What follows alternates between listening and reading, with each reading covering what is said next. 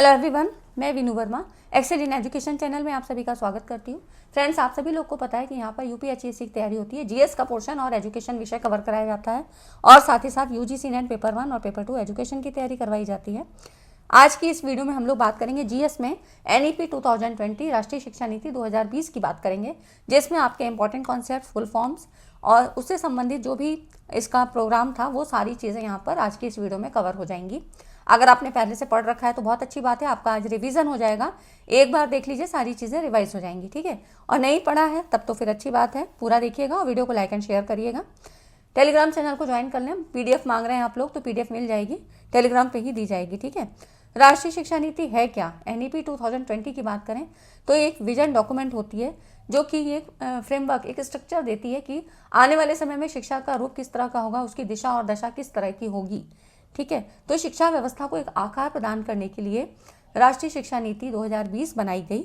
और आपको पता है कि इससे पहले जो पहली राष्ट्रीय शिक्षा नीति थी 1968 थी, उसके बाद दूसरी आई 1986 में, जिसमें 1992 में संशोधन किया गया। फिर देखिए ये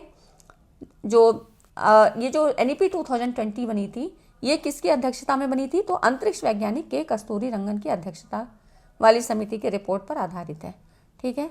तो ये यहाँ पर पता होना चाहिए आपको। फिर देखिए कुछ इसमें लक्ष्य रखे गए। ये सारी चीज़ें इंपॉर्टेंट तथ्य हैं जो आपको पता होनी चाहिए। सीधे सीधे ऐसे ही सवाल से पूछे जाते हैं यूजीसी नेट की परीक्षाओं में, तो हर बार यहाँ से एक सवाल आता ही आता है और ये सारे सवाल यहाँ से पूछे गए हैं। जैसे कि ग्रॉस एनरोलमेंट रेशियो पूछा गया है। तो नई राष्ट्रीय शिक्षा नीति 2020 के तहत वर्ष 2030 तक, मतलब कब तक का टारगेट रखा गया है? तो 2030 तक सकल नामांकन अनुपात, ग्रॉस एनरोलमेंट रेशियो, जीईआर को 100% लाने का लक्ष्य रखा गया है, ठीक है। तो ये आपका 2030 तक इसको लक्ष्य रखा गया है। और नई शिक्षा नीति के अंतर्गत केंद्र और राज्य सरकार के सहयोग से शिक्षा क्षेत्र पे जीडीपी के 6% हिस्से के सार्वजनिक व्यय का लक्ष्य रखा है, ठीक है। तो ये पता होना चाहिए, पहले कम था अभी बढ़ा दिया गया है। तो ये जीडीपी के 6% जो है हिस्से के सार्वजनिक व्यय का ये लक्ष्य रखा गया है। ये भी सवाल सीधा सीधा पूछा गया है। और इसके साथ साथ यहाँ पर पहले था क्या? Ministry of human resource and development, MHRD इसका नाम था, है ना। पहले आप इस नाम से इसको जानते थे। अभी क्या हो गया है? अभी शिक्षा मंत्रालय हो गया, मिनिस्ट्री ऑफ एजुकेशन, ठीक है। तो इस तरह से नई शिक्षा नीति की घोषणा के साथ ही MHRD, मानव संसाधन प्रबंधन मंत्रालय का नाम बदल कर अब शिक्षा मंत्रालय ये यहाँ पर कर दिया गया है, ठीक है। तो ये तो हो गए कुछ इसके इंपॉर्टेंट कॉन्सेप्ट जो कि बिल्कुल सीधे सीधे एज इट इज सवाल में पूछे जाते हैं। इस नीति के 4 स्तंभ हैं जिनको 4 पिलर कहें। तो ये क्या क्या है? देखिए, शिक्षा नीति के 4 स्तंभ, इसीलिए इसका बनाया ही गया है। पहुंच, मतलब इजीली पहुंच हो, कहीं तक भी समानता हो, कोई भेदभाव ना हो, क्वालिटी होनी चाहिए, गुणवत्ता हो, और अकाउंटेबिलिटी, जवाबदेही जरूर होनी चाहिए, ठीक है। एक क्या है, मतलब यहाँ पर कोई पार्शियलिटी नहीं हो, कोई इसमें हेरा फेरी ना हो। तो इस तरह से ये शिक्षा नीति के 4 स्तंभ बनाए गए हैं। नीति का उद्देश्य क्या है? तो 100% युवा और वयस्क साक्षरता, मतलब लिटरेसी का यहाँ पर टारगेट रखा गया है, 100% लिटरेसी। अब वो चाहे एडल्ट हो, चाहे जो है आपके युवा हो या वयस्क हो, है ना। तो इस तरह से यहाँ पर देखिए, ये भी सवाल अक्सर पूछा जाता है SDG, सस्टेनेबल डेवलपमेंट गोल से संबंधित, है ना। अगर कहीं इस तरह से पूछा जाए कि किस तरह से चीज़ें लिंक है, तो देखिए, भारत की सांस्कृतिक विरासत और मूल्यों का सम्मान करते हुए सतत विकास लक्ष्य 4 SDG 4 सहित 21वीं सदी के शैक्षिक लक्ष्यों के साथ संरेखित एक आधुनिक प्रणाली स्थापित करने के लिए इसके नियमों एवं प्रबंधन के साथ ही शिक्षा प्रणाली में व्यापक बदलाव का आह्वान करता है। कहने का मतलब है कि जो SDG 4 है, ये आपके शैक्षिक लक्ष्यों के साथ अलाइन करने के लिए इसको रखा गया है, ठीक है। SDG 4 में शिक्षा के कुछ लक्ष्यों को रखा गया है और NEP 2020 में भी ये सारी शिक्षा प्रणाली में बदलाव लाने की कोशिश की गई है कि उन लक्ष्यों को हम प्राप्त कर सकें SDG 4 के, है ना। तो ये संबंधित हुआ। अगर कहीं पर इस तरह से रिलेट करने को आता है तो आप इस तरह सतत विकास लक्ष्य 4 से ये संबंधित है ना। इतना भी याद रखेंगे तो हो जाएगा आपका। उद्देश्य क्या है? सभी बच्चों को गुणवत्तापूर्ण शिक्षा प्रदान करना, विशेष रूप से वंचित समूहों को गुणवत्ता में सुधार लाना और सीखने के परिणामों को बेहतर बनाना। मतलब जो पहले रटी रटाई पद्धति पे काम चल रहा था उसको बदल के अब क्या है, उनको एक सोचने समझने की क्षमता और संख्यात्मक ज्ञान प्रदान करना, इस तरह से मतलब भारत को वैश्विक शिक्षा के मानचित्र पर एक प्रमुख स्थान दिलाना।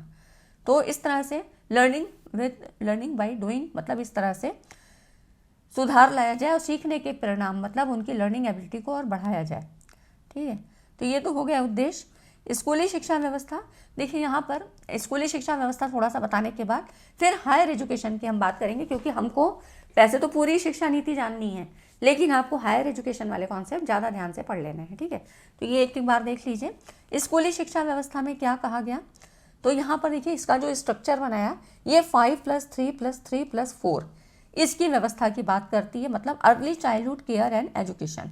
तो राष्ट्रीय शिक्षा नीति 2020 3 से 18 वर्ष के सभी बच्चों के लिए पाठ्यचर्या और शिक्षण शास्त्रीय आधार पे जो इसका स्ट्रक्चर देती है वो 5+3+3+4। अब आपको बताना है कि इससे पहले हम कौन से स्ट्रक्चर पे काम कर रहे थे, जो हमारी उसके पहले जो राष्ट्रीय शिक्षा मतलब शिक्षा नीति थी वो किस स्ट्रक्चर पे आधारित है, आपको ये कमेंट करके बताना है। ठीक है, अभी तो वर्तमान में आपको ये पढ़ना है 5+3+3+4। अब इसमें क्या है, इनका भी मीनिंग समझ लीजिए। तो देखिए 5 वर्ष की क्या है, फाउंडेशनल स्टेज है। ठीक, अब इसमें 5 साल में क्या है, 3 साल का प्री प्राइमरी। 3 साल का प्री प्राइमरी आपका कहाँ पे होगा, यहाँ पे एक चार्ट देख लीजिए। देखिए ये फाउंडेशनल स्टेज है ना। तो उसके बाद यहाँ पर 3+2। ठीक, तो ये 3 साल के बच्चे आंगनवाड़ी स्कूल जाएंगे, प्री स्कूल बाल वाटिका में जाएंगे, और फिर 2 साल के मतलब जो फिर 4 और 5 ईयर्स में वो क्लास 1 और 2 में आएंगे, है ना। तो इस तरह से ये हो गया आपका यहाँ पर ये जो है प्री स्कूल और ये क्लास 1 और 2, तो ये हो गया आपका 5, है ना, 5 ईयर्स का। तो फाउंडेशनल स्टेज है ये आपकी फाउंडेशनल, और ये भी फाउंडेशनल स्टेज है। यहाँ पर आप देखिए 5 वर्ष की फाउंडेशनल स्टेज है, 3 साल का प्री प्राइमरी स्कूल और ग्रेड 1-2, फिर 3 वर्ष का प्री प्रेटरी, तो ये 5 हो गया, फिर ये 3 हो गया, फिर ये 3 हो गया, और फिर ये 4 हो गया, ऐसे याद रखना है। 3 वर्ष का प्री प्रेटरी स्टेज है।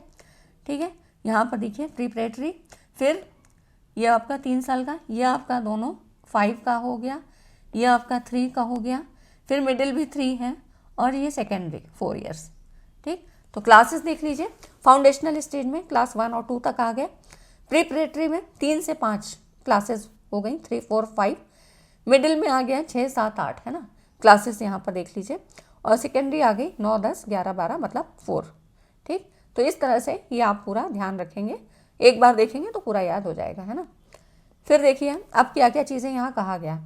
तो पीपल टीचर रेशियो PTR की बात करें तो प्रत्येक स्कूल में शिक्षक और विद्यार्थी का अनुपात 30:1 से कम ना हो, मतलब 30 स्टूडेंट पर 1 टीचर, और सामाजिक आर्थिक रूप से वंचित बच्चों की अधिकता वाले क्षेत्रों के स्कूलों में शिक्षा विद्यार्थियों का अनुपात 25:1 से कम हो। ठीक, तो इस तरह से ये तो बताया गया रेशो क्या होना चाहिए टीचर और स्टूडेंट के बीच का। उसके बाद देखिए यहाँ पर एक स्ट्रक्चर बताया गया, the digital infrastructure for knowledge sharing. क्यों बताया है, क्योंकि इसका फुल फॉर्म आपसे पूछा जाता है कई बार, Diksha, the digital infrastructure for knowledge sharing. ये बुनियादी साक्षरता और संख्या ज्ञान पर उच्चतर गुणवत्ता वाले संसाधनों का एक राष्ट्रीय भंडार, ठीक, एक नेशनल रिपोजिटरी की तरह काम करेगा, दीक्षा, है ना। तो इसका फुल फॉर्म ज़रूर याद रखिएगा। देखिए यहाँ पर जो NEP 2020 बात कर रहा है ना, ये बुनियादी साक्षरता और संख्या ज्ञान पर आधारित जो क्वालिटी वाले यहाँ पर कंटेंट प्रोवाइड करेगा, और उसी की बात यहाँ पे कर भी रही है ना। NEP 2020 हमारी इसी पे बात करती है कि लिटरेसी किस तरह से बढ़नी चाहिए, ना कि रटे रटाए ज्ञान पे आधारित हो, है ना। तो अब देखिए यहाँ पर फिर कुछ फुल फॉर्म आपके पास आएंगे, जो कि शिक्षा मंत्रालय अब नाम कर दिया मिनिस्ट्री ऑफ एजुकेशन, है ना। तो एक यहाँ पर इन्होंने एक मानक निर्धारक निकाय के रूप में, एक बॉडी के रूप में, मतलब रेगुलेटरी बॉडी के रूप में यहाँ पर एक राष्ट्रीय मूल्यांकन केंद्र, मतलब इसको हम जो है यहाँ पर कहेंगे नेशनल असेसमेंट सेंटर, मतलब यहाँ पर बनाया गया राष्ट्रीय मूल्यांकन केंद्र परख बनाया गया। ये नाम याद रखिएगा। ये सारी चीज़ें आपको ऐसे नहीं मिलेंगी, ये सारी चीज़ें मैंने कई सोर्सेज से यहाँ पे कलेक्ट की हैं, जिसमें आपका घटना चक्र है और आपकी वेबसाइट है इसकी, फिर जो है दृष्टि पब्लिकेशन, दृष्टि की जो है यहाँ पर जो वेब सीरीज़ है। तो इस तरह से यहाँ पर मैंने कई जगहों से इस तरह ऑथेंटिक सोर्स से चीज़ों को लिया है, जो आपके लिए ईजी हो और चीज़ें भी कलेक्ट हो जाएँ। तो एक जगह पे सारी चीज़ें नहीं मिलेंगी। ठीक, तो यहाँ पर देखिए परख, performance assessment review and analysis of knowledge for holistic development. ये एक मूल्यांकन केंद्र परख बनाया जाएगा जो भारत के सभी मान्यता प्राप्त स्कूल बोर्डों के लिए विद्यार्थी आकलन या मूल्यांकन के लिए मानदंड, मानक और दिशा निर्देश बनाने जैसे कुछ मूल उद्देश्यों को पूरा करेगा। तो मतलब यहाँ पर ये मूल्यांकन का काम करेगा, कुछ नॉर्म्स के आधार पे कुछ क्राइटेरिया डिफाइन करेगा, इस तरह से अपने उद्देश्यों को पूरा करेगा, है ना। तो परख का फुल फॉर्म क्या है? परफॉर्मेंस असेसमेंट, असेसमेंट मतलब आकलन, review and analysis of knowledge for holistic development. समग्र जो यहाँ पर विकास है इसका यहाँ पूरा असेसमेंट किया जाएगा परख के द्वारा। फुल फॉर्म याद रखिएगा, थोड़ा बड़ा है। अब देखिए, अब हायर एजुकेशन की बात करें, उच्चतर शिक्षा व्यवस्था, तो यहाँ पर कुछ लक्ष्य को रखा गया। NEP 2020 के तहत उच्च शिक्षण संस्थानों में सकल नामांकन अनुपात ग्रॉस एनरोलमेंट रेशियो 26.3%, ये 2018 में था, है, तो इसको बढ़ा के 50%, मतलब 2035 तक इसको 50% तक करने का लक्ष्य रखा गया। तो ये कुछ टारगेट है, इनको जरूर याद रखिएगा, हो सकता है ऐसे ही पूछ लिए जाए। इसके साथ ही देश के उच्च शिक्षण संस्थानों में 3.5 करोड़ नई सीटों को जोड़ा जाएगा। ठीक, उसके बाद देखिए NEP 2020 के तहत कुछ यहाँ पर और भी बदलाव किए गए। तो यहाँ पर क्या क्या बदलाव किए गए? स्नातक पाठ्यक्रम में मल्टीपल एंट्री एंड एग्जिट व्यवस्था को अपनाया गया। मतलब जो स्नातक कार्यक्रम आपके 3 वर्ष या 4 वर्ष के स्नातक कार्यक्रम होते हैं, छात्र कई स्तरों पे पाठ्यक्रम को छोड़ सकेंगे। जैसे कोई प्रॉब्लम आ जाती है, कोई बीमार हो जाता है, एग्ज़ाम नहीं दे पाता है, तो क्या होता है, नए सिरे से फिर उसको करना पड़ता था। लेकिन अभी NEP 2020 में क्या होगा कि जहाँ पर वो जिस लेवल पे पाठ्यक्रम को छोड़ेगा उसी के अनुरूप डिग्री या प्रमाण पत्र प्रदान किया जाएगा। जैसे कि 1 वर्ष के बाद प्रमाण पत्र, 2 वर्ष के बाद एडवांस डिप्लोमा, 3 वर्ष के बाद स्नातक की डिग्री, 4 वर्ष के बाद शोध के साथ स्नातक। ठीक है, तो इस तरह से मल्टीपल एंट्री और एग्जिट व्यवस्था को यहाँ अपनाया गया है। ये भी एक अच्छी बात है कि पूरा साल नहीं बर्बाद होगा कुछ छोटी सी प्रॉब्लम के कारण, है। नेक्स्ट है, विभिन्न उच्च शिक्षण संस्थानों से प्राप्त अंकों या क्रेडिट को डिजिटल रूप में सुरक्षित रखने के लिए ABC क्या है? एकेडमिक बैंक ऑफ क्रेडिट, ये दिया जाएगा ताकि अलग अलग संस्थानों में छात्रों के प्रदर्शन के आधार पर उन्हें डिग्री प्रदान की जा सके। ठीक है, और आपको पता ही है कि NEP 2020 के तहत MPhil कार्यक्रम को समाप्त कर दिया है ना।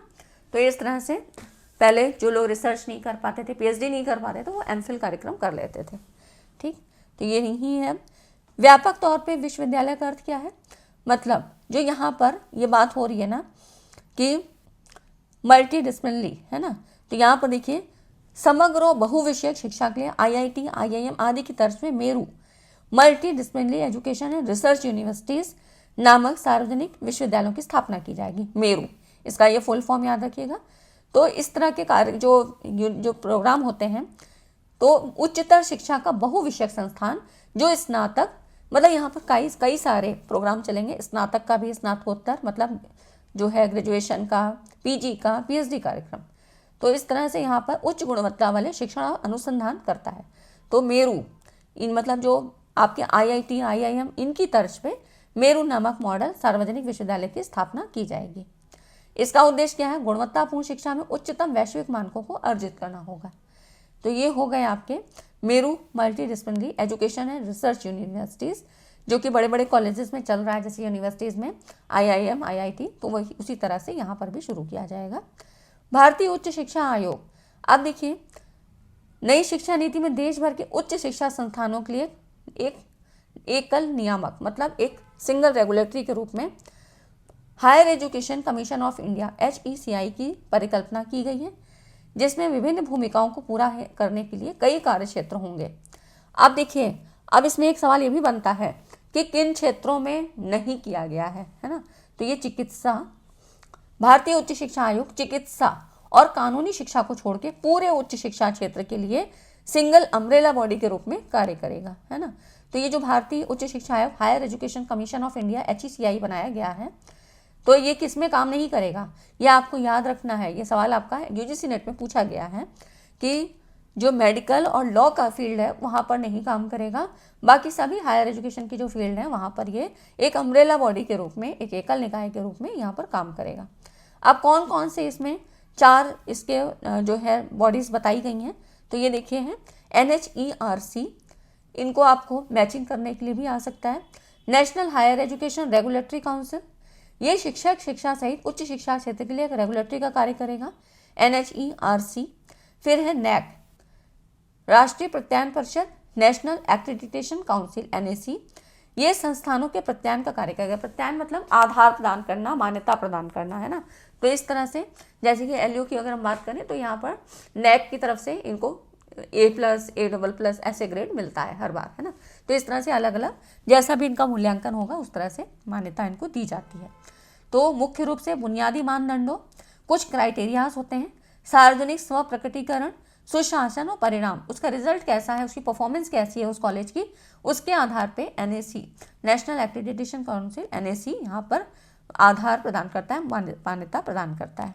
फिर है higher education grants council, HEGC, ये क्या करेगा, अनुदान की बात हो रही है, ग्रांट्स, तो वित्त पोषण का कार्य करेगा जो भी कॉलेज हैं, यूनिवर्सिटीज़ हैं, इनके लिए, ठीक।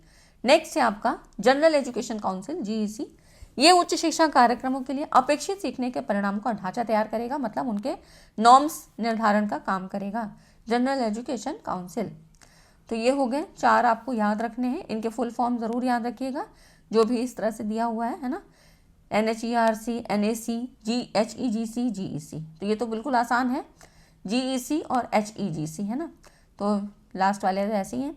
फिर देखिए अब डिजिटल शिक्षा से संबंधित कौन कौन से यहाँ पर प्राविधान दिए गए। तो एक स्वायत्त निकाय, एक ऑटोनोमस बॉडी के रूप में यहाँ पर बनाया गया किसका, NETF है, नेशनल एजुकेशन टेक्निकल और फोरम, NETF फोरम होना चाहिए, है ना। तो यहाँ पर ये NETF national technical education forum, है ना। तो यहाँ पर मैं ठीक से लिख दे रही हूँ, NETF बनाया गया है ना, फोरम, ये हो जाता है आपका FORUM। तो राष्ट्रीय शैक्षिक प्रौद्योगिकी में नेशनल एजुकेशनल टेक्नोलॉजी फोरम, इसका गठन किया गया, जिसके द्वारा शिक्षण मूल्यांकन योजना और प्रशासन में अभिवृद्धि हेतु विचारों का आदान प्रदान किया जा सकेगा। तो इस तरह से डिजिटल शिक्षा संस्थानों को विकसित करने के लिए टेक्नोलॉजी इकाई का विकास किया जाएगा। तो यहाँ पर टेक्नोलॉजी की भी बात की गई है, इसके लिए NETF यहाँ पर बनाया गया है, ठीक है ना। तो ये हो गए आपके NEP 2020 से संबंधित जितने भी इंपॉर्टेंट कॉन्सेप्ट थे जो परीक्षा की दृष्टि से महत्वपूर्ण है। ऐसे तो NEP बहुत ज़्यादा पेजेस की हैं, लेकिन ये आपको कुछ खास जो तथ्य थे वो मैंने आपको दे दिए हैं फुल फॉर्म के साथ। तो वीडियो अच्छी लगी तो लाइक एंड शेयर करिएगा। आज की वीडियो में इतना ही, मिलते हैं नेक्स्ट वीडियो में, तब तक चैनल पर बने रहें और वीडियो को लाइक एंड शेयर ज़रूर कर दिया करिए। Thanks for watching this video.